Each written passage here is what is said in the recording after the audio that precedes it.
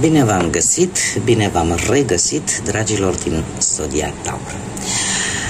Bine ați venit tuturor pe canalul meu, Tarot Flor de Loto. Eu sunt Nina, pentru cei care nu mă cunosc, și ca de obicei mă bucur să vă am alături la fiecare lectură, atât pe dragii mei abonați, cum de asemenea și pe toți cei care poate sunteți pentru prima oară aici pe canal.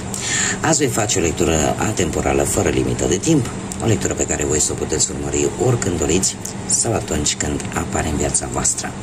Așa că, dragilor, toți cei care aveți Soare, Lună, Venus, Ascendentul sau oricare alt aspect astral important pentru voi și care are legătură cu Zodia Taur, atunci această lectură este de asemenea și pentru voi.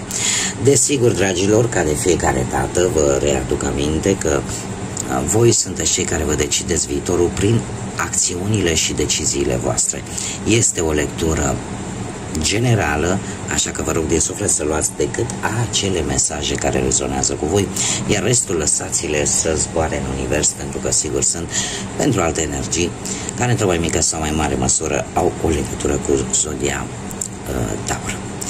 Așa că, dragilor, haideți să vedem care este situația voastră actuală în funcție de ce gândiți, ce doriți.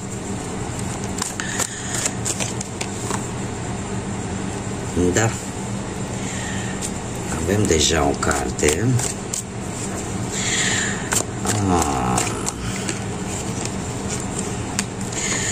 Dragilor, sunteți foarte categorici vis-a-vis de o anumită situație. Eu aș spune că este legată de bani. Este ceva, o situație un pic de a finaliza, ceva posibil legat de bani și sunteți foarte,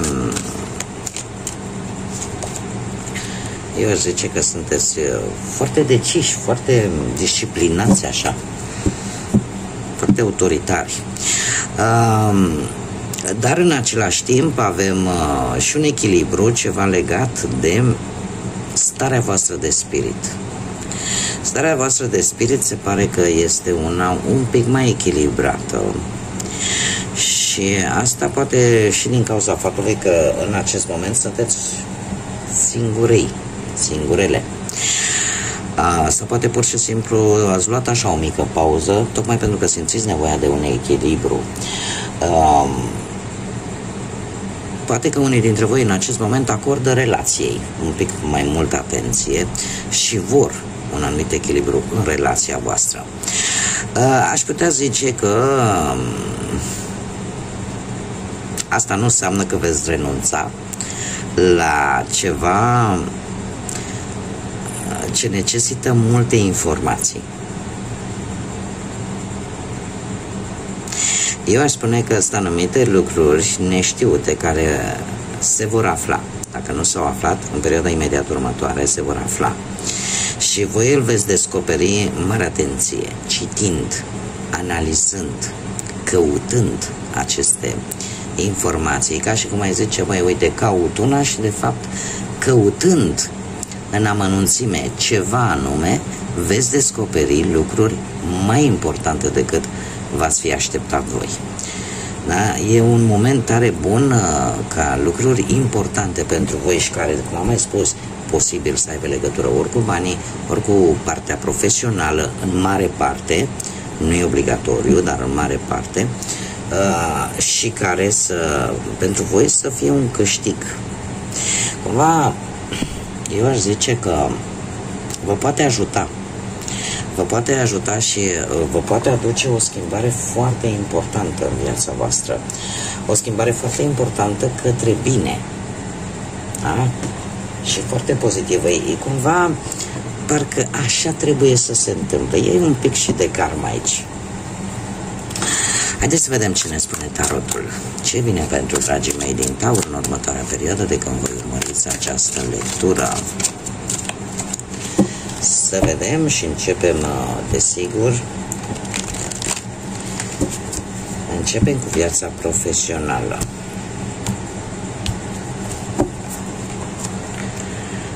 Viața profesională. Dragilor, pe partea asta a muncii am aici două energii. Am o energie posibil dintr-o zodie de aer, Gemeni, Balanță sau Vărsător, și mai am o energie din zodii de foc, Berbec, Leu, Săgetător.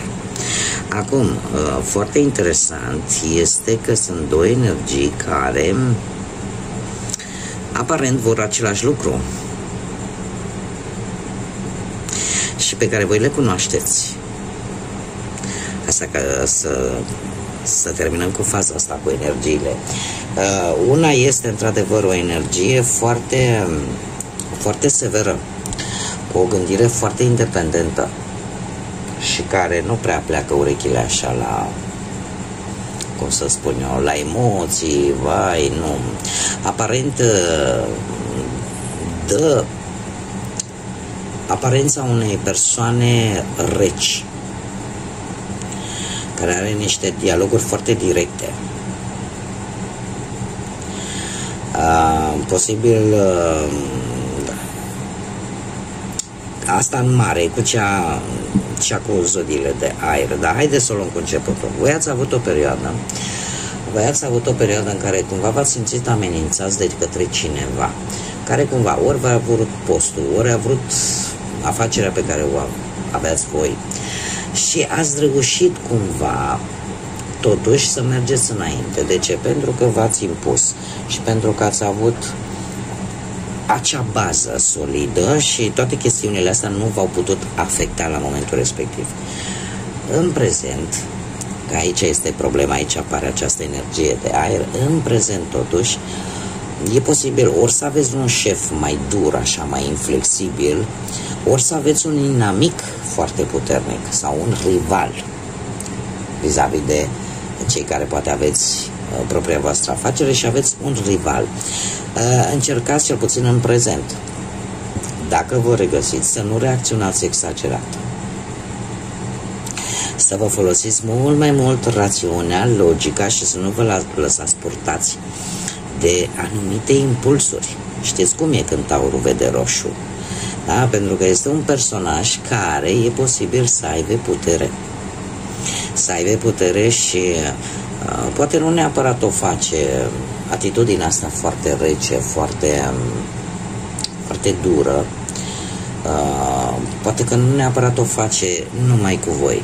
Probabil că așa e în general. Poate să fie și acest lucru. Deci încercați cumva să nu reacționați exagerat. Următoarea perioadă pentru voi vine cu o regină de bâte. Aici intervine apariția posibilă al unor zodii de foc, Berbec, Leu, Săgetător. Această regină de bâte vorbește de posibilitatea de a avea o reușită foarte rapidă pe plan profesional. Ori că te va ajuta cineva care să aibă legătură cu zodiile de foc, ori pur și simplu vei găsi un nou loc de muncă cu cineva mai în vârstă ca voi, da, ca și șef. De obicei, acest personaj, această energie este o persoană energică, o persoană dominantă, foarte decisă, care nu se lasă până nu obține ceea ce își dorește. Posibil ca voi, în următoarea perioadă, să împrumutați cumva caracteristicile acestui personaj și voi să fiți un pic mai energici, mai dominanți și să nu vă placă un nu ca și răspuns, să nu-l acceptați un nu ca și răspuns, adică veți fi mai luptători, veți fi mai energici, veți avea un anumit magnetism, da? Și nu vă veți lăsa până nu veți obține ceea ce pe voi vă interesează din punct de vedere profesional. Mergem mai departe, pe plan financiar. Pe plan financiar,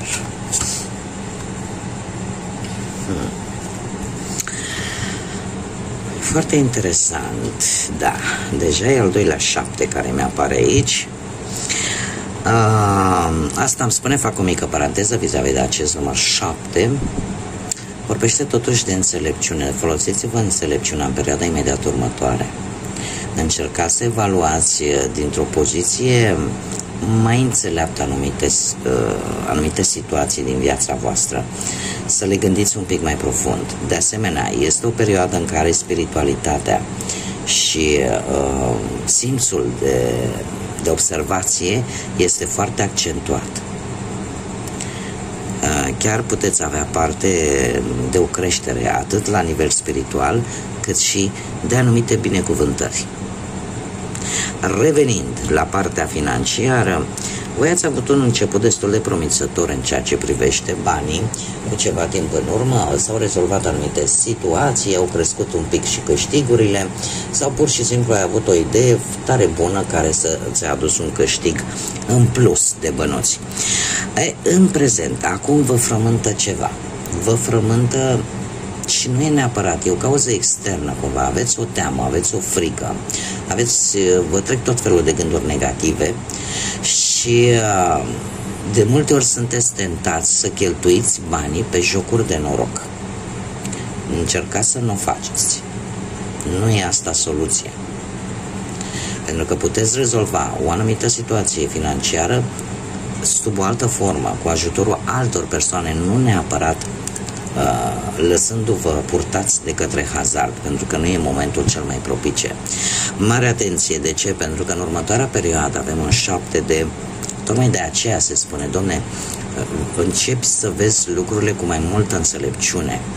Nu te lăsa purtat de chimere, de vise care nu au o bază solidă, pentru că veți avea parte de tot felul de oferte pe planul ăsta financiar.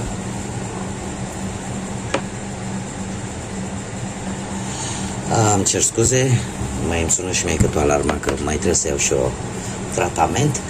Deci, nu vă lăsați purtat de aceste oferte, care pot fi niște oferte foarte înșelătoare. Da? Nu e un... Exact, nu vă lăsați purtați de aceste oferte posibil false. Nu e tocmai un bun moment în perioada imediat următoare să investiți. Încercați să purtați, să aveți cât mai mult echilibru pe partea asta a bănuților și deocamdată, ca să zic așa, norocul nu are nimic de văzut cu voi, cei care vă regăsiți cu aceste mesaje. Pe parte sentimentală.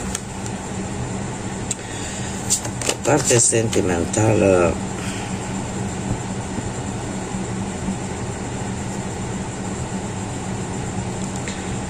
dragii mei, încă o dată se repetă cifra 7. Cei care sunteți într-o pereche, da?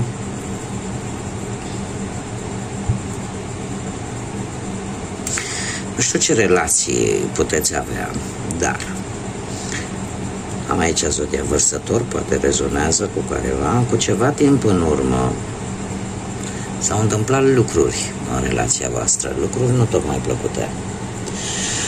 Ați avut încredere în cineva. Ați avut încredere poate în perechea voastră. Aici cineva și-a depus încrederea, a pus-o așa, în palmă. Și au fost și ceva minciuni, au fost posibil anumite lucruri care nu s-au spus și s-a preferat așteptarea. Hai să așteptăm că poate o fi mai bine, că poate va rezolva de la sine, lucruri care se pare că nu s-a întâmplat, pentru că aici cineva are probleme. Că sunteți voi, că e persoana cealaltă, cineva are probleme și e posibil să fie probleme de sănătate. Tocmai pentru că aici ceva s-a ascuns, ceva nu s-a spus. Acum, haideți să vă spun un lucru. Nu trebuie să fie vorba neapărat, domne, m-a trădat, domne. Poate să fie și acest lucru. Dar poate să fie ceva care s-a ascuns din diferite motive. Și asta a afectat relația. Pentru că mie îmi dă acest 4 de spade, care în general ne vorbește posibil și de cum să spun eu, de probleme medicale. Da? De probleme medicale sau de necesitatea de a te recupera după ceva anume. E vorba de o energie care e epuizată și care are nevoie să se refacă. Iar până când voi nu veți comenta, mie îmi spune aici că totuși se va face acest lucru. Pentru că 4 de spade în sine vine cu acest sfat și mi-apare la prezent, în care perechea trebuie să știe ce ai pentru a te putea ajuta, lucru care se va întâmpla în următoarea perioadă, pentru că avem soarele. Soarele, nu știu zodia leu, dacă vă spune ceva, eu vă spun zodiile în funcție de cum apar ele, dar soarele vine cu foarte multă iubire, cu dificultăți care vor dispărea. Îmi vorbesc de o energie cu caracter puternic, dar care are foarte multă dragoste. Poate voi către perechea voastră, poate perechea voastră către voi. Da? Deci vine cu pozitivitate, doar că aici ceva nu s-a spus. Și a creat așa o energie negativă, care e posibil să vă fie și afectat din punct de vedere al sănătății. Haideți să vedem cei care sunteți singuri, dragilor. Cei care sunteți singuri, pe plan sentimental. Cineva aici a venit la voi cu o ofertă. Cineva mai tânăr decât voi, din posibil legături cu zodii de cu zodii de apă, rac, pești sau scorpion, nu e obligatoriu, dar acest paș de cupe, dacă nu vorbim de o energie tânără, vorbim de o veste. O veste care ți-a dat mai multă încredere în tine, o veste pe care, cum să spun eu, care te-a făcut să vezi viața poate într-un mod mult mai pozitiv. Iar lucrul ăsta, în prezent, a dus la această roată a norocului sau roata destinului, îi mai spune, pentru că ceva s-a schimbat la 180 de grade pe plan sentimental. Ceva s-a schimbat și eu aș spune că s-a schimbat în bine. De ce? Pentru că în următoarea perioadă, voi, dragilor, în primul și în primul rând că vă veți putea ierta pe voi vis-a-vis de anumite lucruri care au legătură cu viața voastră sentimentală. Veți putea ierta poate pe alții care de asemenea au legătură cu viața voastră sentimentală. Sau poate pur și simplu veți încerca la modul cel mai sincer de a reîncepe din nou o relație cu cineva din trecutul vostru. Pentru că această carte îmi vorbește de vechi iubiri. Cum de asemenea vorbește de o schimbare pozitivă. Deci ceea ce trăiți în acest moment va duce la o schimbare pozitivă pentru voi și necesară în același timp, în care poate veți realiza ce trebuie să iertați, pe cine trebuie să iertați, să vă iertați pe voi, să iertați pe alții, în primul și în primul rând, dar sunt șanse mari, cum să spun eu, de a învăța o lecție importantă.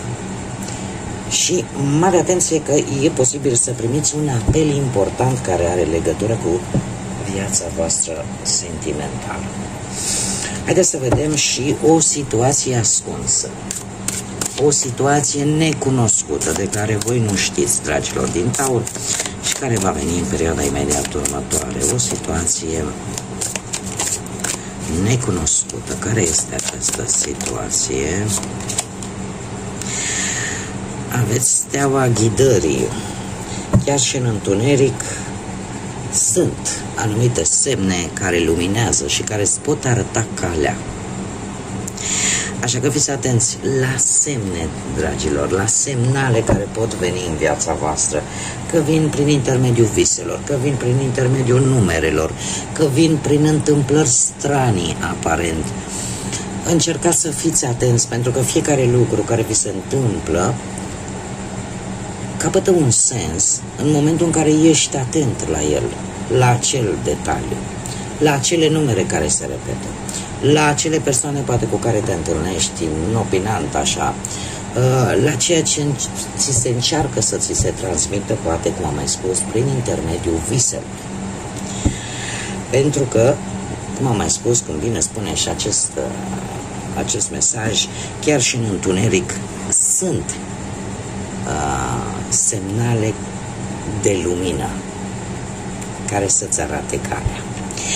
Haideți să vedem și un mesaj important. Puterea renunțării. Ia să vedem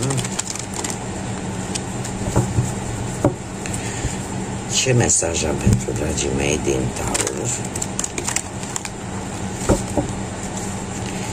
Voi face așa. Renunță la negare. Acceptă oamenii și situațiile exact așa cum sunt, fără să mai negi dificultățile. Atunci când tu vei vedea cu mai multă claritate, abia atunci vei putea lua cele mai bune decizii. Este de fapt, acest mesaj ne vorbește de acele situații în care, chiar dacă vedem cu o anumită situație, o anumită persoană sau mai multe, poate au un caracter care ne deranjează sau poate că lucrurile nu sunt chiar așa cum ne-am dorit noi și cu toate astea încercăm, ne facem că nu vedem, că nu simțim, hai lasă că merge și așa, hai că poate și-o reveni, hai că poate se repară respectiva situație. Asta de fapt este o negare total nesănătoasă, pentru că în felul acesta nu facem altceva decât să permitem greșelii, să permitem poate acelor persoane, acelor situații să ne rănească în continuare. Acest mesaj vine cu un comunicat clar: renunță la negare.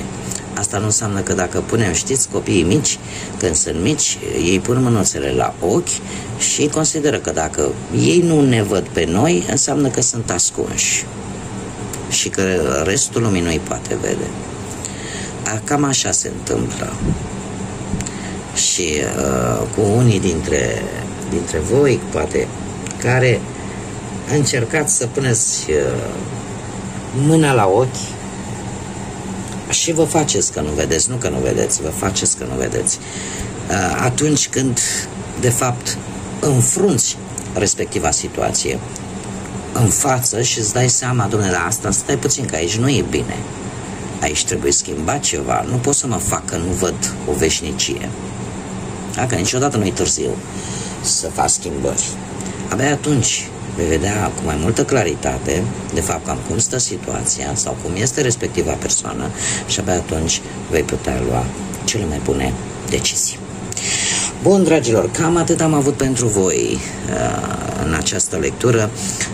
Eu sunt recunoscătoare tuturor celor care, ca de fiecare dată, sunteți alături de mine și de ce public eu pe acest canal prin intermediul comentariilor, distribuirilor și like-urilor voastre, așa că mii de mulțumiri tuturor, cum de asemenea le urez bun venit tuturor celor care sunteți proaspeți abonați ai acestui canal, cu invitația celorlalți care încă poate n-au făcut-o. Eu vă aștept cu mare drag ca de fiecare dată aici pe canal să fim împreună la fiecare lectură. Până data viitoare, când ne vom reîntâlni, eu vă doresc numai bine, multă pace, liniște sufletească și înțelepciune. Așa că, dragilor,